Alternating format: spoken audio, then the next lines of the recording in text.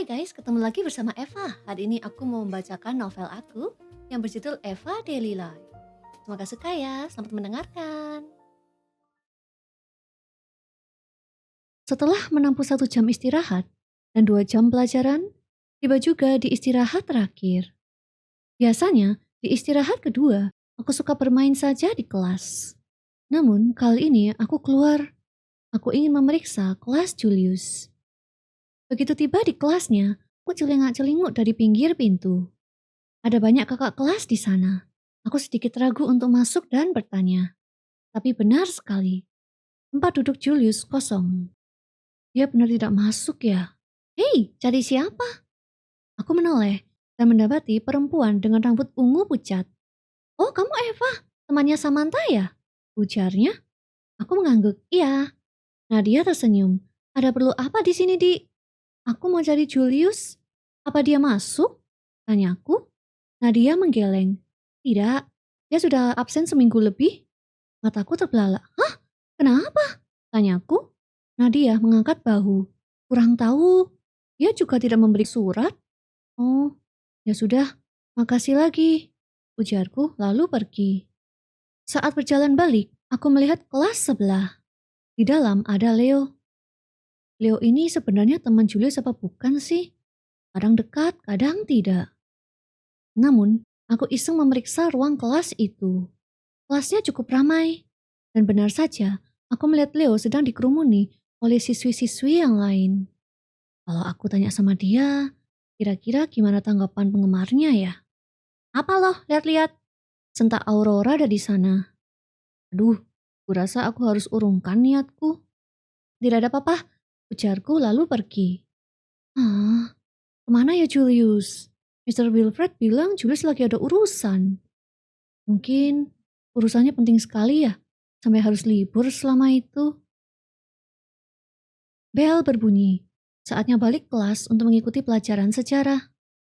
Begitu ruang pintu terbuka, aku melihat pria masuk. Tapi aku heran saat bukan Mr. Wilfred, melainkan guru ekonomi, Mr. Mike. Ya, hari ini kita akan belajar sejarah, ujarnya lantang sambil menaruh buku di meja. Loh, Mr. Wilfred mana? Tanya Queen terlihat tidak senang. Mr. Wilfred sedang ada urusan. Maka itu saya yang menggantikan, balasnya. Baik, hari ini kita akan belajar tentang sejarah ratu dan raja yang pernah berjaya di usia muda. Selama pelajaran berlangsung, aku tidak bisa konsentrasi. Apalagi Mr. Mike membaca dengan sangat datar. Tidak ada intonasi sekalipun. Harusnya cerita ini menarik kalau yang membawakan materi tidak membosankan begini. Mr. Mike pintar menjelaskan ekonomi. Tapi kalau disuruh menjelaskan sejarah, sungguh membuatku ngantuk. Aku melihat anak-anak sudah pada menguap. Bahkan banyak yang sibuk main ponsel maupun berbicara sendiri. Aku berusaha memperhatikannya sambil membaca buku paketku. Namun sekali-kali kepalaku terjatuh ke bawah. Tulisan yang kulihat di buku paket mulai kabur. Dan suara Mr. Mike di telinga pelan-pelan menghilang. Tidak lama mataku pun tertutup. Semua gelap. Aku membuka mataku. Dan kali ini aku tidak ada di kelas, melainkan di sebuah aula istana. Aku menatap sekeliling. Aula ini sungguh besar. Aku melihat ada 2 meja makan panjang di sisi kiri dan kanan. Lalu di ujung aula sendiri ada 3 singgasana berdiri dengan megahnya. Kedua singgasana itu ditempati 2 orang, 1 ratu dan raja. Ayah! Aku berpaling ke asal suara itu. Anak laki-laki berlari menghampiri raja dan ratu itu. Raja dan ratu tersenyum, lalu memeluk sang anak. Setelah berpelukan, mereka mengajaknya berbicara. Di mana anak itu tertawa. Aku ingin melihat siapa ketiga orang itu. Tapi aku tidak bisa bergerak. Kakiku seakan kaku. Aku melihat kanan dan kiri. Semuanya hitam putih. Tidak ada warna. Aku menoleh ke belakang. Rupanya pintu terbuka. Dan masuklah beberapa orang dengan pakaian kerajaan. Mereka semua tersenyum sambil membawa beberapa keranjang di lengan mereka. Mereka meletakkan keranjang di meja makan, lalu berdiri di depan sang raja membungkuk hormat. Ketika semua orang sudah terkumpul, barulah pintu itu ditutup. Dan sang raja yang duduk di singgasana berdiri sambil menyambut mereka semua. Namun aku tidak mengerti apa yang dikatakan raja itu, karena dia berbicara dengan bahasa lain. Setelah sang raja berkata, pengikut di sini bersorak-sorai. Tidak lama pintu belakang terbuka. Kali ini muncul seseorang sambil membawa nampan dengan mahkota kecil. Orang itu berjalan lurus, lalu berhenti di depan sang raja. Dia mengangkat tangan dan menyodorkan sebuah mahkota kecil pada sang raja. Sang raja berbicara lagi, dan kali ini anak yang duduk di singgasana itu berdiri dari kursi, menghampiri sang raja, lalu berdiri menghadapnya. Sang raja mengangkat mahkota dan meletakkan di atas kepala anak itu. Setelah beberapa ucapan dari sang raja, anak itu berbalik menghadap tamu, dan mereka langsung tunduk hormat padanya. Sang raja mengucapkan beberapa kalimat. Setelah itu, tamu ikut mengikuti. Anak di sana tersenyum sambil memegang tangan sang raja. Saat tamu bangkit berdiri, tiba-tiba sebuah ledakan terjadi di samping gedung. Semua orang terjatuh. Sebelum mereka sempat berdiri, ledakan lain ikut menyusul. Kali ini dari atas. Sang raja menyuruh mereka semua untuk kabur. Beberapa berhasil, namun yang lainnya sudah hancur tertimpa oleh atap itu. Melihat hal itu membuatku ngeri. Aku menutup mata, tidak kuat melihat kejadian itu. Ayah! Aku membuka mata dan berpaling ke asal suara itu. Sang raja baru saja menghindar dari atap yang roboh.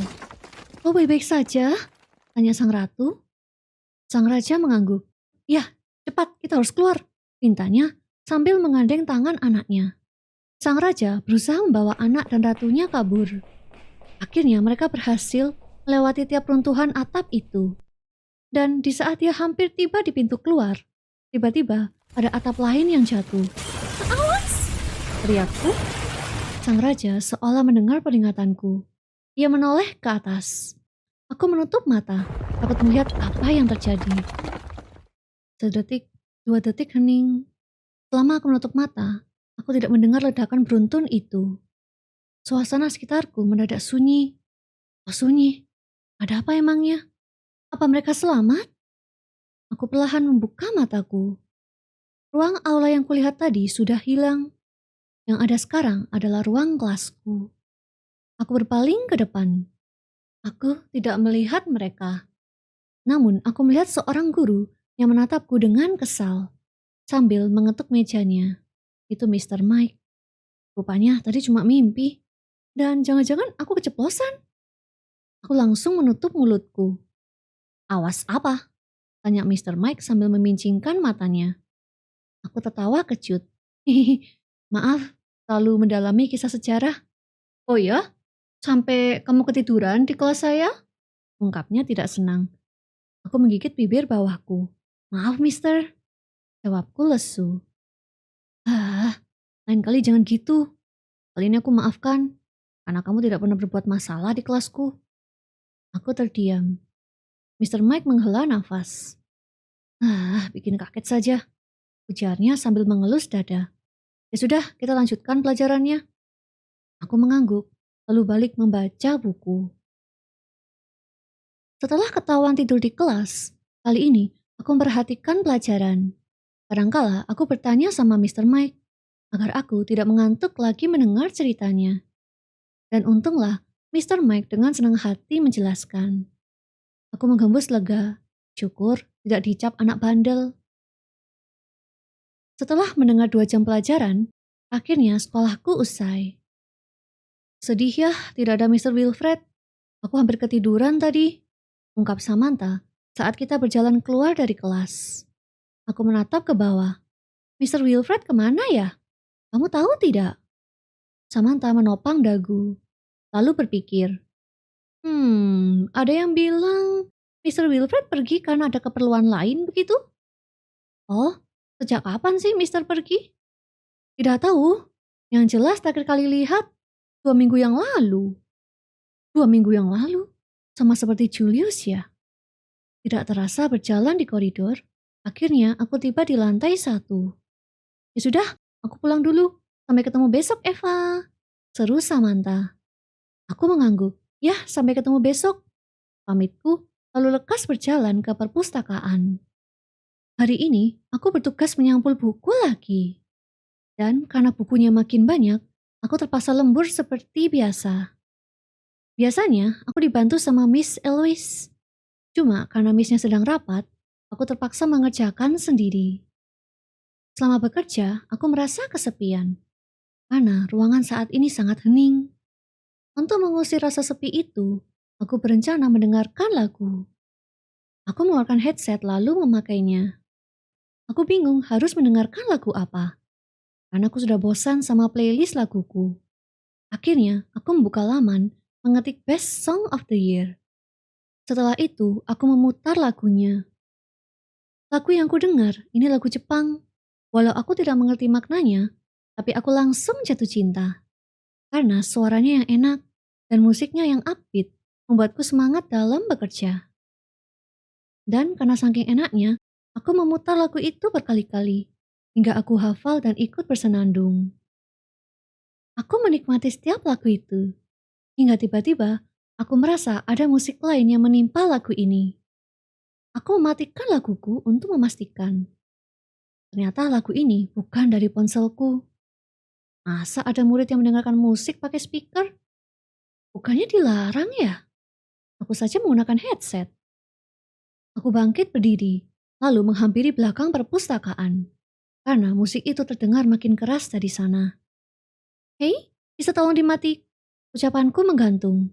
Mataku terbelalak. Ternyata tidak ada siapa-siapa di sini. Terus, musik ini dari mana? Aku memutari lorong perpustakaan. Siapa tahu ada anak yang memutarnya. Tapi, setelah sekian kali memutar, tetap tidak ada. Kalau bukan anak-anak, lalu dari mana musik ini? Aku terdiam sejenak dan mendengarkan musik ini. Kalau aku dengar lagi, bunyinya seperti alunan piano. Piano? Detik itu, aku mengingat cerita yang dibicarakan gadis berkepang 2 tadi. Badanku langsung merinding. Aku menoleh ke arah jam. Dan benar, ini sudah jam 7. Aku menggeleng kepala. Tidak, tidak mungkin. Anak Tomoe tadi saja tidak percaya. Jadi jelas tidak mungkin. Aku berusaha mengabaikan dan lanjut bekerja. Tapi tidak bisa. Alunan piano yang terdengar jauh kini menjadi dekat, seakan sedang memperingatiku. Tanganku gemetar. Aku melihat ke arah lorong-lorong, takut kalau ada sesuatu yang mengintai dari sana. Karena takut, aku turun dari kursi dan sembunyi di bawah meja. Kalau saja Miss Eloise datang, aku akan minta pulang langsung. Sambil menunggu, aku menutup mata dan berusaha menenangkan jantungku. Dan saat aku terdiam sejenak, saat itu aku mendengar alunan piano itu secara jelas. Dan saat aku mendengarnya, aku tidak merasa takut lagi. Tapi aku merasa tidak asing dengan alunan lagunya. Aku beranjak dari persembunyianku. Musik itu mengisi seluruh ruangan sekarang. Namun, rasa takut itu hilang. Yang ada rasa penasaran. Pelan-pelan aku berjalan keluar. Lalu, mengikuti asal suara itu. Ternyata datang dari ruang musik. Harusnya aku lari, tapi aku tidak. Aku menarik tuas itu dan membuka pintunya. Ruang kelasnya gelap. Di dalam ada banyak alat musik. Dan di tengah ruangan ada seorang laki-laki memainkan piano tersebut. Aku tidak bisa melihat wajahnya, namun aku terbelalak setelah melihat badge sekolah yang bersinar di blazernya. Terima kasih guys sudah mendengarkan. Kalau kamu suka sama novel ini, jangan lupa tinggalkan komentar ya. Beritahu aku part mana yang bikin kalian suka. Oke, bye-bye guys and see you on the next video.